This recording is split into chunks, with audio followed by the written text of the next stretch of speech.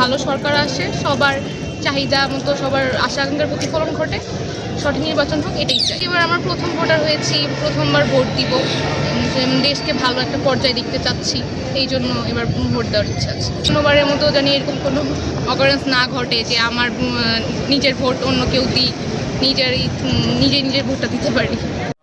আমাদের যেহেতু প্রথম ভোট প্লাস এবার যেহেতু আপনার একটা অভ্যুত্থান পরবর্তী একটা নির্বাচন, আমাদের অবশ্যই সবারই চাওয়া পাওয়া আছে।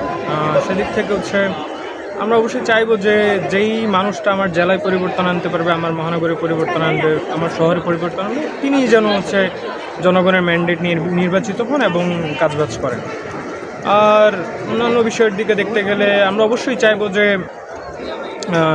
তারা যেন হচ্ছে আপনার পুরনো নিয়ম নীতি যেন ফিরে না আসে, প্লাস নতুন যেই পথে বাংলাদেশ হাঁটছে সেটাই যেন চালু থাকে।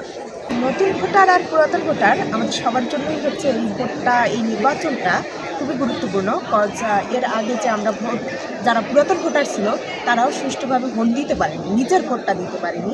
নতুন ভোটার হলেও যারা আসলে পুরাতন ভোটার ছিলেন বিগত রিজাইমে তারা আসলে ভোট দিতে পারেন নাই। সো সেই অর্থে আমার মতে, আমার পয়েন্ট অফ ভিউ থেকে তারাও একভাবে নতুন ভোটার।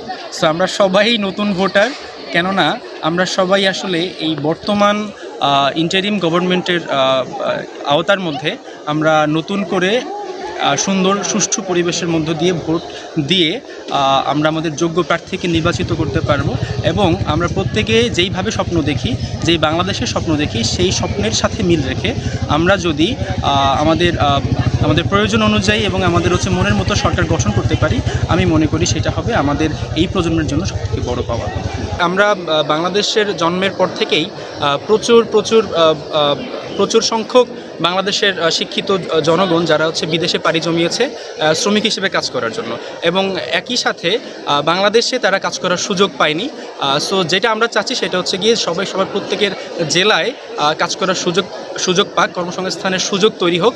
একই সাথে বাংলাদেশের যে সমস্ত শিক্ষিত জনগণ বেকার হয়ে বসে থাকে, চাকরির ভ্যাকেন্সি না থাকার কারণে পর্যাপ্ত কাজের সুযোগ পায় না, তাদের চাকরির সুযোগ তৈরি হোক নিজ জেলাতে, এবং যাতে করে তারা পরিবারের সাথে স্বাচ্ছন্দ্যে থেকে চাকরি করে ইনশাল্লাহ দিনাতি পাক। আমরা এইটা চাই, বাংলাদেশে এখন যেই সরকার আসবে সেই সরকারের প্রত্যেকটা সদস্য যাতে তারা ব্যক্তি স্বার্থের কথা না ভেবে অবশ্যই দেশের কথা ভাবে, দেশের মানুষের কথা ভাবে, এবং সর্বোপরি দেশটাকে যাতে উন্নতির স্বর্ণশিখরে আরোহণ করানো যায় সেই চিন্তা করে এই প্রত্যাশা ব্যক্ত করি।